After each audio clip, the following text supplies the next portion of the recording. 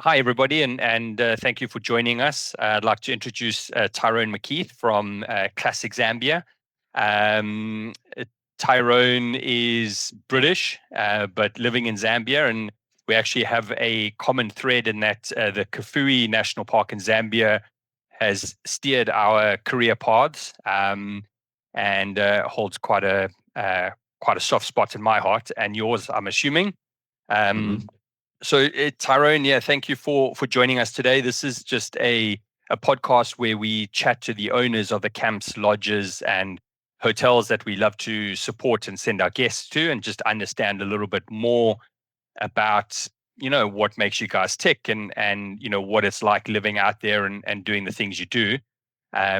So welcome and thank you for joining me today. Thanks very much, Sean. Thanks for having me. Yeah, it's really nice to catch up with you. And there's nothing I like more than to chat about the Kafue and Zambia. And so, yeah, it's no chore. Yeah, Yeah. perfect. So why don't you start by just telling us a little bit about how you got into this? How did you end up in Zambia and how did you end up in Kafue? Yeah, good question. As you say, I'm from the UK originally. That's where I hail from. And the long story short is being an only child with a father who raised me predominantly, who is a wildlife nut enthusiast. Basically, he dragged me around wherever he thought was very interesting to go and see wildlife and explore. Mm. And Zambia was a firm favorite of my father's. So I first came here when I was, I think, 7 or 8. Sure.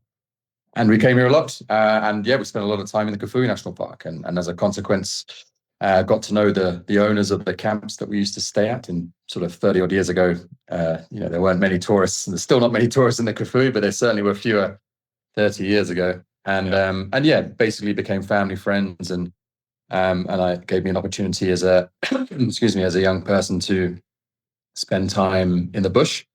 And ultimately, as a teenager, spend my summer holidays cleaning cars, counting screws in the workshop, and changing tires, and just anything to be in the bush. And ultimately, that led me into a university career in conservation biology and ecology. And then I moved to Zambia, sort of full time, and 17 odd years ago, 18 years ago now, and yeah, and here I am, still trying to spend as much time in the bush as I can, but with a family and a company here at Classic Zambia that's still going. So requires you to be a little bit more behind the desk, but I assume you get into the camps quite often. Yeah, absolutely. I mean, if I try and think of the one thing that I probably am, it is a guide. Yeah, I absolutely still make that something that's a priority. One of the big things I think that's quite unique about us, as a company, we're still owner run fully, and the four of us that own this company, we're all guides. We're all wildlife people first that have sort of got into business rather than sort of business people that got into wildlife, Yeah. So aside to wanting to be in the bush as much as we can, it's very important for us to be in the bush as much as we can, because that's what we're all about. We are hands-on very much, and yeah, I still guide a fair bit. So yeah, that's nice, and especially with our link now, with sort of my personal history being more in the Kafue and the western part of Zambia. But as you know, the last few years, more than that, 5 or 6 years as Classic Zambia, and the link with our Kafue camps and the Lur, Zambezi, and now North Luangwa, that's, from a personal perspective, allowed me to guide throughout the country a lot more the last 5 or 6 years, which has been really fantastic. Yeah, amazing, fantastic. So yeah, I mean, obviously you've touched on that guiding aspect, and as a company, we only work with privately owned camps and lodges, and that's one of the reasons I love Zambia so much. Is as you've said, it's owner run. You guys are there, you're on the ground, you're putting your heart and soul into everything you're doing, and I think that is very important. But going back to your guiding days, obviously when you left school and university, you then came and guided in Zambia, and then from there got into the camps. Talk us through that a little bit. Yeah, yeah, exactly that. When I was about to graduate, I thought I probably should get some work, and this is pre-starting our own company. So yeah, I got a job up on the Busanga Plains, well-known part of the Kafue National Park, and I was managing a camp there, started guiding there, and I did that for 2 or 3 years. basically before I caught up with an old mate of mine, a Zambian, Phil Jeffrey, who's the sort of the other half of what was Jeffrey and McKeith Safaris initially, and we said, look, between the two of us, mate, we're both guides. We both know this park very well. We're quite young. We'd had a few beers, and we thought, you know what? Why don't we try and do this by ourselves instead of doing it for other folks? So yeah, I think 2 or 3 years after moving out to Zambia, we started, and there's a whole load of rigmarole and admin involved in getting a camp in Zambia. Not easy, I'm sure.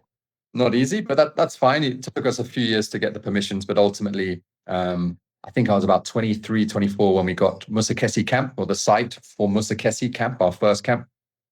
And then, that started the trajectory of running our own thing and owner run, owner guided from that point onwards, rather than working for other folk. Yeah. Okay. And the site, Musikesi site, how did you set up there? How did you end up on that site? Well, when I look back on that, Sean, those are the moments that you do this, actually. When you look back in retrospect, the ability to explore previously unexplored parts of wild areas is exactly what the dream is about, to be honest. And so, bringing it back to your question, sorry, Phil and I, as younger people growing up in the Kafue, we knew of loads of corners of the Kafue that were completely unexplored by Western folk and tourism perspective. And so when we had this opportunity, when we decided we want to do something by ourselves, we literally had half a dozen places we'd always wanted to camp out at, explore, spend some time in. And we had a very good relationship with the parks authorities. We still do, especially because a lot of them had known us since we were kids and growing up. And so we managed to join anti-poaching patrols and get special permission for camping in these remote areas. And one of these areas was this Musikesi area, which is basically on the eastern side of the Kafue River, opposite an area Sean, at Lufupa, which is an area I also spent a lot of time in as a kid. But the other side of the river, there was no roads, no infrastructure, nothing. And so that was one of the high priority places to explore. And so, we camped, we explored on foot with anti-poaching patrol teams. And that gave us the sort of the impetus, this will be a place that we can kind of call our own. And so, that was the genesis of Musikesi. And the Musikesi area, Musikesi is the name of a local tree, quite a common tree we get around, the monkey bread tree. Folk will know it, maybe. And so we kind of inherited the name Musikesi because there was one particularly large Musikesi tree. Those trees get hammered by elephants, so they're quite flat and scrubby and scraggly typically. But one of these trees in this area has managed to bloom into a really big canopy tree, and that's under which the anti-poaching teams would camp back in those days. And that's where we slept, Phil and I, under that tree to explore that area. And the tree's still there on Game Drive. We go past it, and if people are interested, I explain the story of the Musikesi tree that we inherited the name from. So, nice. It's quite a cool story. Yeah.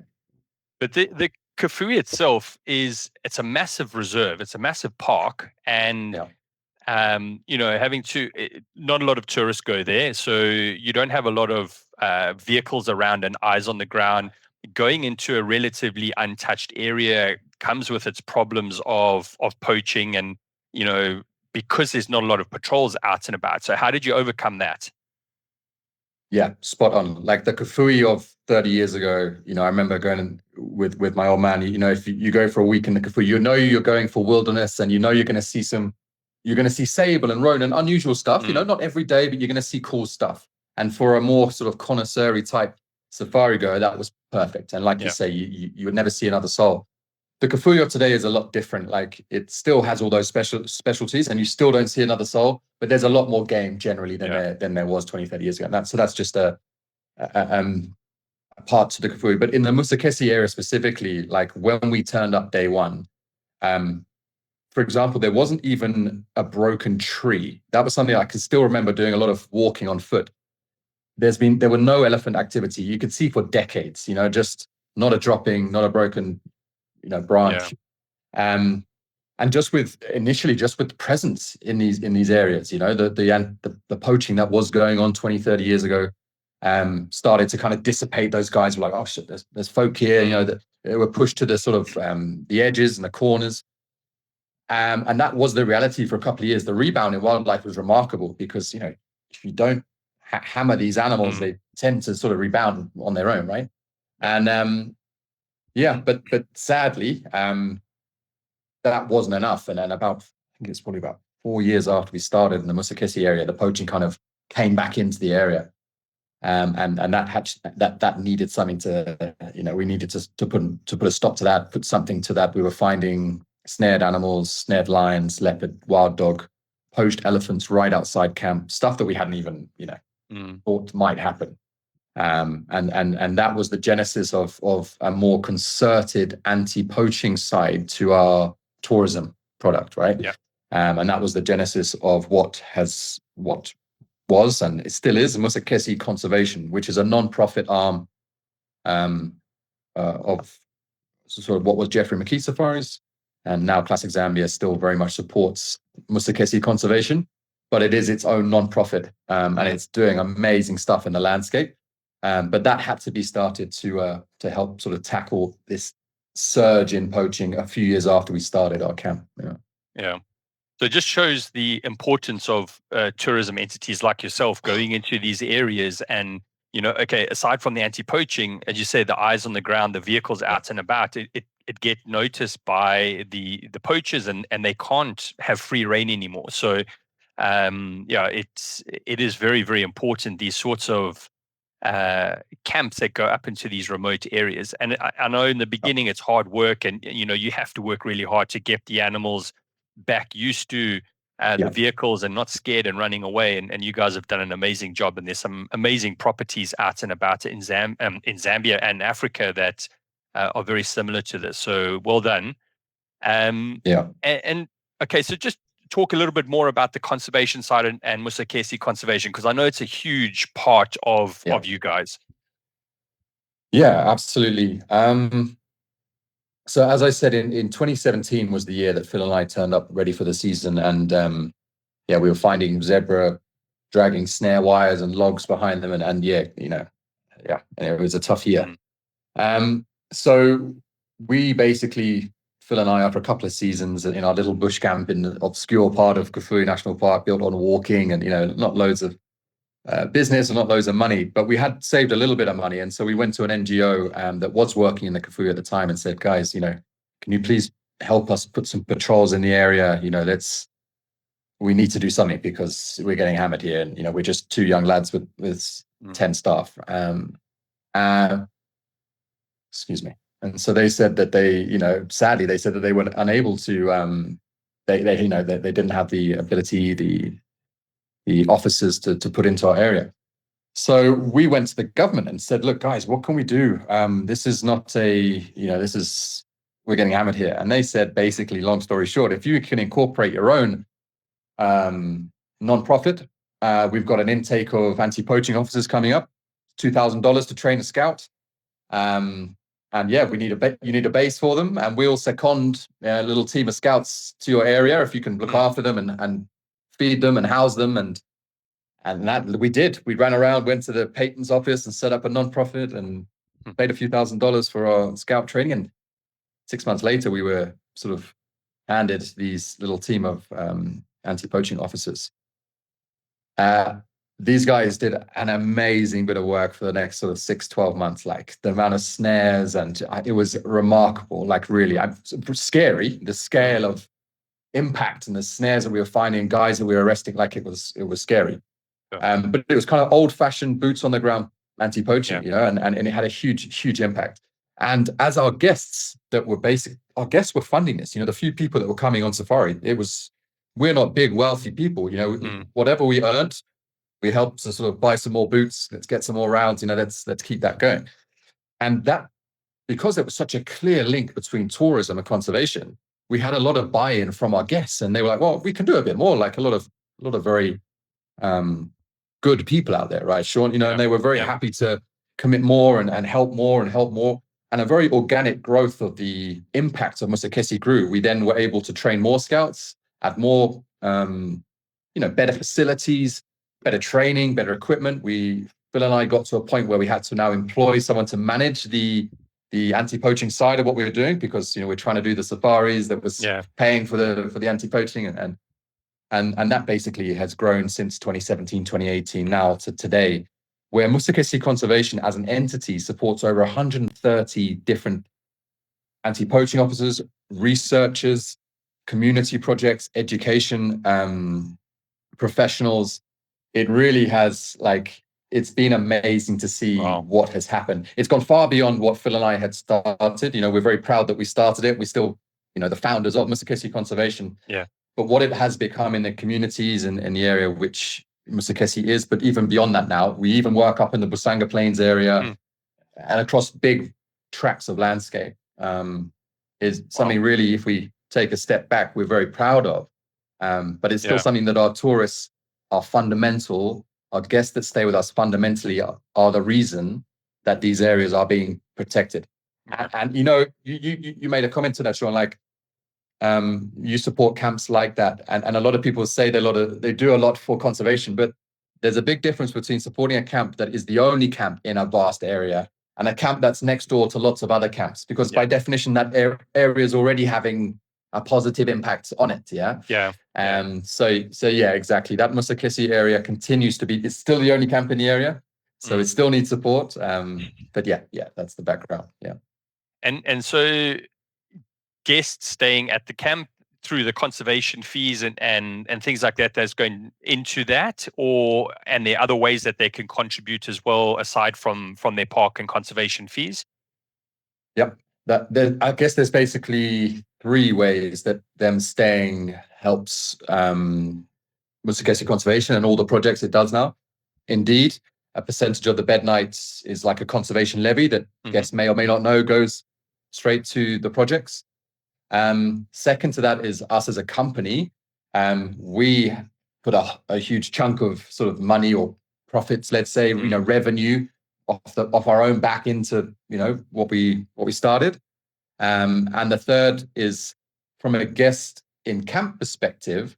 We now offer what we call a conservation day. So if guests would like to sort of, at time of booking, spend the whole day with our research teams, because aside from the anti-poaching, we have a whole team it's actually a female-led team, really amazing work by ladies out of University of Zambia that are doing our wildlife research. So we've been studying recovery of especially the predators, leopard, lion, and stuff like that, wild dog in the area.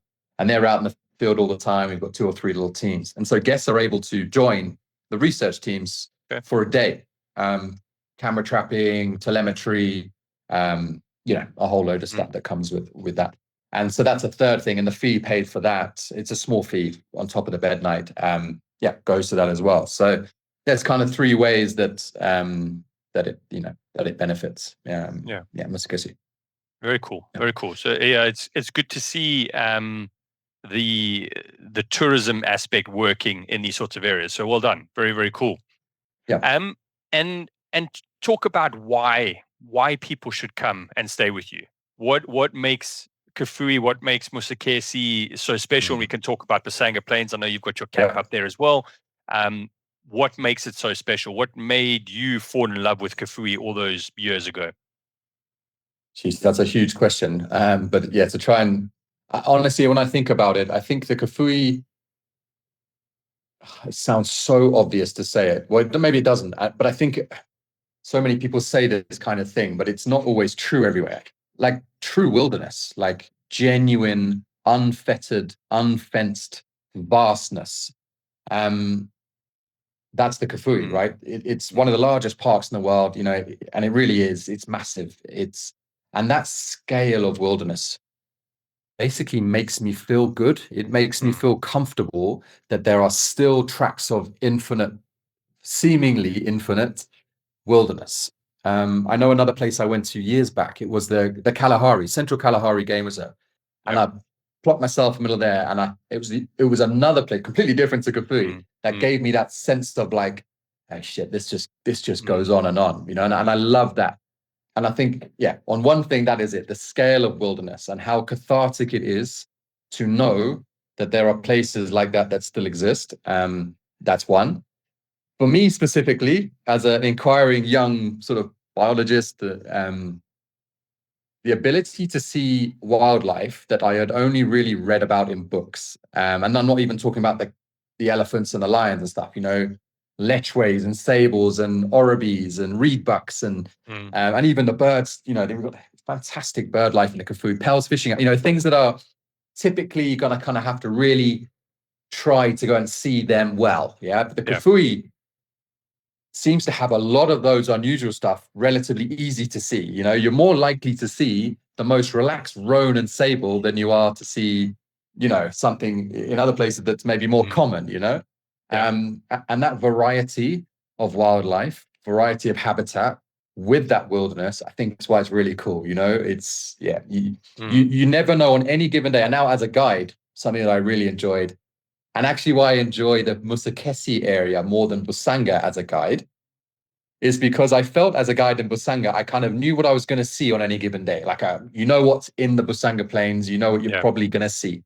Whereas in the rest of Kafue, in those Miombo areas, Musikesi, to this day, you can go on a morning, afternoon out, and you may well just come across a pack of wild dogs that no one has ever seen before. You know, a whole family unit that no one has, a pride of lions that run away because they've never seen a vehicle before, you know. And that ability to still have that interaction with truly wild wildlife is very uncommon, I think.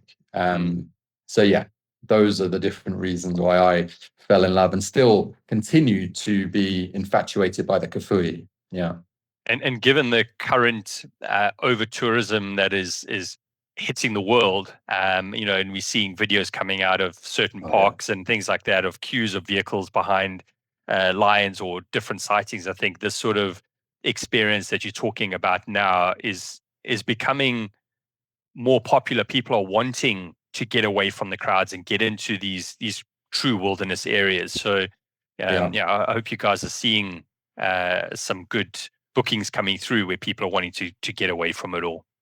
Yeah, that's a really good point. I didn't even talk about that, but like, the way you view your wildlife in the Kafue is so personal as well, right? You might have to work a little bit harder to see, especially the sort of more charismatic, you know, you want to guarantee to see the leopard and the lion and stuff, you know, it's there and it's there a lot more than people think it's there. You might see one leopard a day rather than 2 or 3, but the point is when you find that leopard or you find that lion, you have it to yourself almost without fail in the whole park, you know? Yeah. And again, you know, there's no kind of caveat to it. But back in the day, it was, you might see a leopard a week and you definitely have it to yourself. But now you're seeing some really great, charismatic, typical African wildlife, but you're still not having to share it with hordes of other people. And that is, I really think the Kafue is in a sweet spot at the moment between being a really high quality park but still not so well known that it's got the numbers of a really high quality park. You know, it's kind of in a really cool crux at the moment. And even the Busanga Plains, Sean, like it's the better known part of the Kafue. Yeah. And there's a couple of bush camps up there, but honestly, like the busiest sighting I think I've ever had up there was a cheetah sighting a couple of years back when there were 3 vehicles. And that's my whole life in Kafue, you know, and even the 3 vehicles was like, there were 2 vehicles and then one came in it, you know, because it's a plane, you can see it coming for half an hour and then the first one leaves, you know, like there's still no one in the busiest part of Kafue. So that experience is really, how you see what you see in the Kafue is really good. It's really, yeah. And you're talking about, you know, exploring back in the day on foot and just going out and walking. And as we know, Zambia is about walking safaris. I love walking safaris. You love walking safaris. We try and encourage all of our guests to at least experience one walking safari, regardless of where they are in Africa.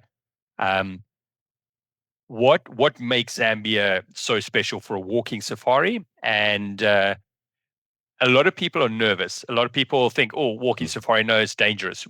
How do we get over that sort of concept with guests? Yeah, I mean, I think on the safety aspect, it's a really good point, and it does raise its head out of, you know, absolute understandably from time to time. But the reality is that the safety record of Zambia specifically is far better than anyone else. And the reason for that is because the way that walks are conducted in Zambia. So in Zambia, your guide. Your professional guide is a professional guide, and to be a walking qualified guide in Zambia is a minimum of a 7-year apprenticeship. So 7 to even sit that exam, you may not even pass that exam, and you're going through apprenticeship to get to that 7-year period. So these aren't anyone that's even legally allowed to take a walk in Zambia hasn't just started guiding. That's the first thing to know. You're in the best hands of the most experienced guides in the country straight away. And sorry, on that as well, they've often grown up in these areas, so they're used to living and being in these areas their whole lives. 100%, and it's very difficult. There aren't many expatriate guides in Zambia, and that's exactly a big part of that, Sean. Part of the exams to be a walking guide are practical, of course, and there's of course a theoretical side to that, and you have to pass the theoretical exams to be able to go and spend your practical exams take many days, and you're taking your peers out and guiding them on foot for several days under exam. But you're not passing those unless you really know everything about where you're from and what you're about. So absolutely. They're very rigorous. And whilst in Zambia, your guide is not permitted to carry their own firearm, your guide is trained and examined on carrying firearm. So you've got a kind of double whammy. And I carry on now who carries the firearm in Zambia. You have an officer from the National Parks Department, an anti-poaching officer. These themselves are senior people that spend their life walking in the bush, well-armed, lovely people that keep you safe. So they walk ahead of the walk, basically. Their sole job is to look out for danger 10, 20 paces ahead of you, the guide, and your guests. Now, in the rest of Africa, your guide is the one who's armed. And I know, having guided with my own firearm before, that there's a lot of pluses with that, because as a guide, you feel comfortable, in your own arms and your own situation. But by definition, when you're turning around, speaking to your guests and, talking and looking at that track, you're not listening and looking out over there.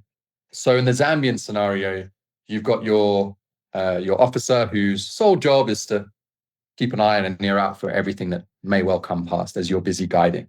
And there's two of you, and that's basically the situation. There's two of you to keep your guests nice and safe. So the reality is that a Zambian walk is, I think, very well set up. And that is one of the reasons that it is one of the safest places to do walks in.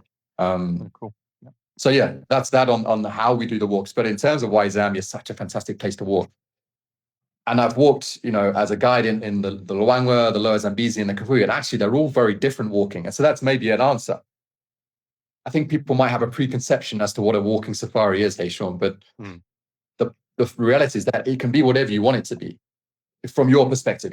We have guests that don't really want to learn about all the little insects and the birds. They just want to, every morning they walk back home 10Ks and they just want to go and stretch their legs.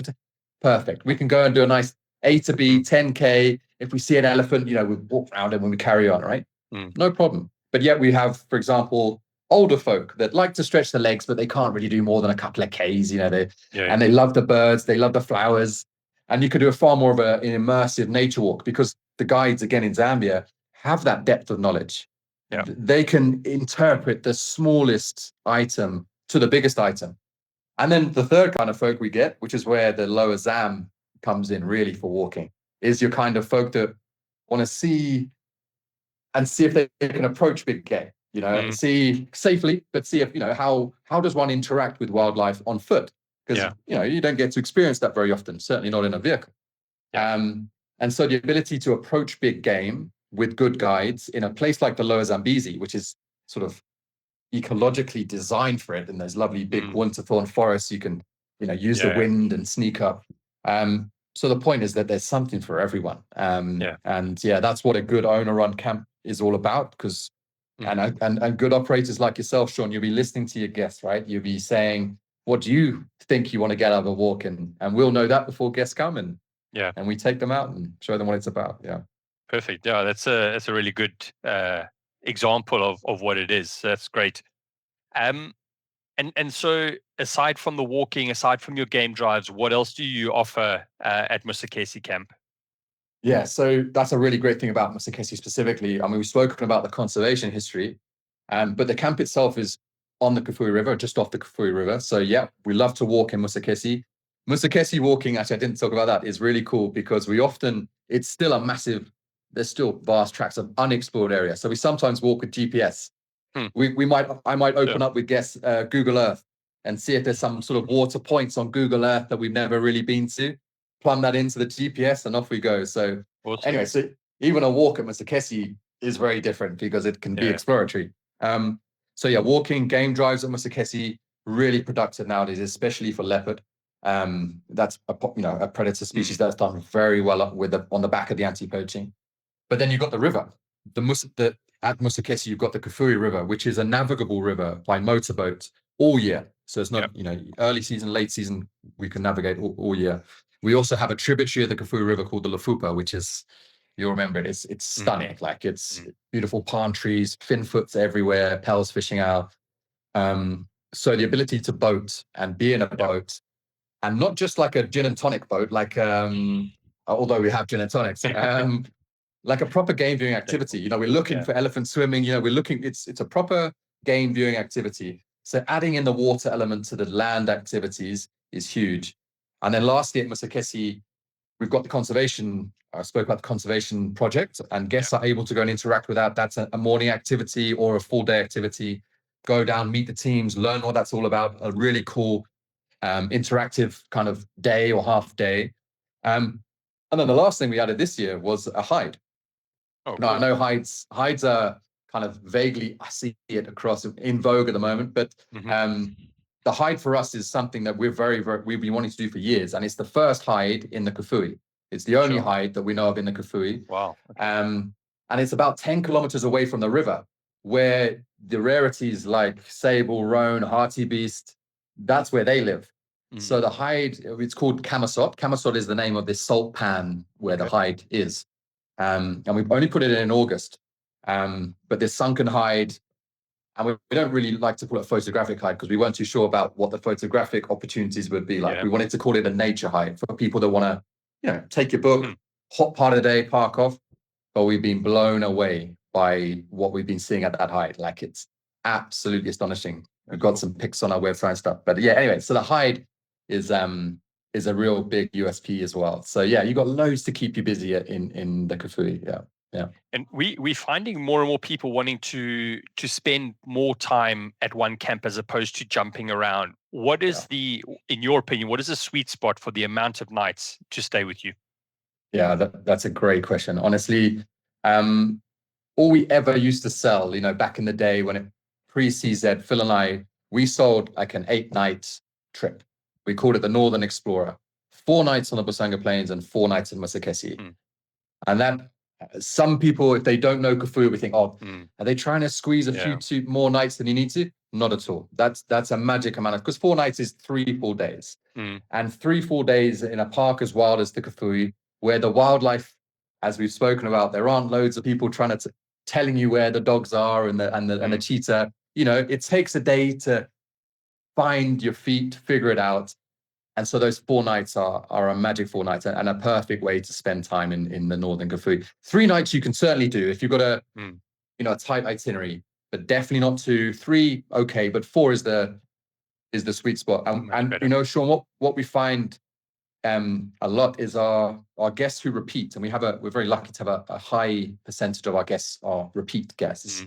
And without fail, they'll repeat longer than their first stay or those who may only come once, right? So I think that's a testament to the variety and the pace of safari. And this concept of slow safari is very true. You're right, And I sometimes put people off visiting 2 parks, even if it's our own camps, I say, look, if you've only got 8-10 nights, just do 2 places. Don't do 3 or 4, and cut somewhere out. So yeah, that would definitely be what I'd suggest. Yeah. Okay. Yeah. Great. And what's in store for the future with you guys? Any exciting plans coming up? Yeah. New camps? So we opened our first new camp last year, towards the end of the year, up in North Luangwa National Park. So Kutandala camp in North Luangwa opened, and that place, I don't know if you've been up there, but that is, it's all the wilderness we speak about of the Kafue, but in the Luangwa, so you've got that different habitat, different kind of vibe. So yeah, North Luangwa, Kutandala, I think I think the world of safari is going to know a lot more about North Luangwa in the coming few years. So that's kind of happened, but we had a soft opening last year. So this year is our first full year in North Luangwa. And then separate to that, we are busy building right now our newest camp. It always sounds so grand. Our camps are small bush camps. So building is relative, but there's still stuff to do. In the Kafue, back in the Kafue. Okay. And it's actually the site of where I spoke about the Musikesi tree that we first camped under with the anti-poaching trees. It's a kilometer or two to the east of that. So in that same Musikesi area, and the camp is called Luwenge. And Luwenge is actually the traditional name for the Kafue River. Like, it's the local name, not the Kafue River. That was a anglicized version of the name for the river. So Luwenge River Camp opens this year in August. And Luwenge River Camp is another small bush camp, but aimed at exclusive use. So for family groups or multi-gen families or tour-led groups that want a bit of privacy and exclusivity, we have that option for them now in the Kafue. So that's right on the banks of the Kafue, overlooking a colony of skimmers, African skimmer, the only breeding colony of skimmer in Kafue. Another really something that keeps us excited. We hope people book it and enjoy it. We know they'll enjoy it if they come, but so that's what we're up to at the moment. Awesome. Yeah. Perfect. Tyrone, thank you so much. Amazing to hear all the goings on behind the scenes, and thank you as always for looking after our guests so well. The feedback out of the camps has been amazing from our guests, and hopefully a lot more to come. So continue doing amazing work up there and in conserving these very wild areas. Amazing. Great job. Thanks, Sean, for having me on the podcast. And an obvious thanks for all your support. I know you've been following us for many years, even before you started sending some guests our way. So, but that's also important, people that know what they're talking about and interrogate people like us and make sure what we do is true. We appreciate it from our side too. So thank you. And thanks for having me on again. Yeah. No worries. Zambia has always been a favorite of mine and will continue. And what I have seen over the years is, in the past, we would have to kind of push Zambia as an option, whereas now we're getting people coming to us going, I want to go to Zambia. I've heard about it. And the reasons you've given in this chat ring true to them. And that's why we're finding it becoming more and more popular now. Yeah, no, that's a really good sign. Yeah. Thanks, Sean.